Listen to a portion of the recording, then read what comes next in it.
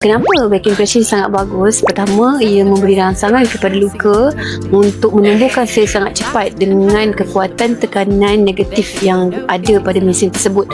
Yang kedua, ia menggalakkan angiogenesis di mana sel akan dapat nutrien yang sangat bagus selepas angiogenesis berlaku. Apakah itu angiogenesis? Ia adalah satu pertumbuhan sel-sel darah yang baru pada luka disebabkan oleh negative pressure tersebut.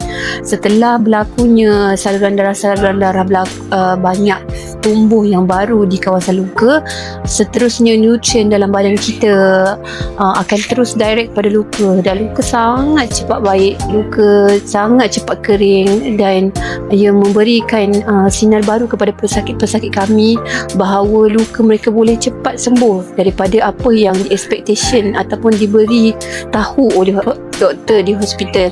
Selepas dapat rawatan vacuum ini, luka mereka mengecut sangat cepat, mengurangkan tempoh durasi luka itu untuk sembuh daripada 4 bulan kepada 3 bulan, 6 bulan kepada 4-5 bulan. Kita hanya akan membuat rawatan ini setelah kita membersihkan debridement dan kita memastikan luka tersebut bersih daripada slough ataupun kawasan-kawasan yang kuning.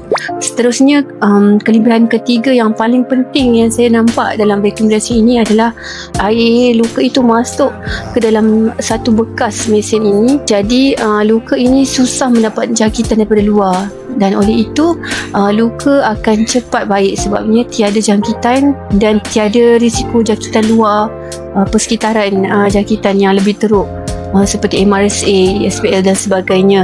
Jadi jangan lepaskan peluang, kontak kami untuk mendapatkan maklumat lanjut berkenaan dengan vacuum dressing ini.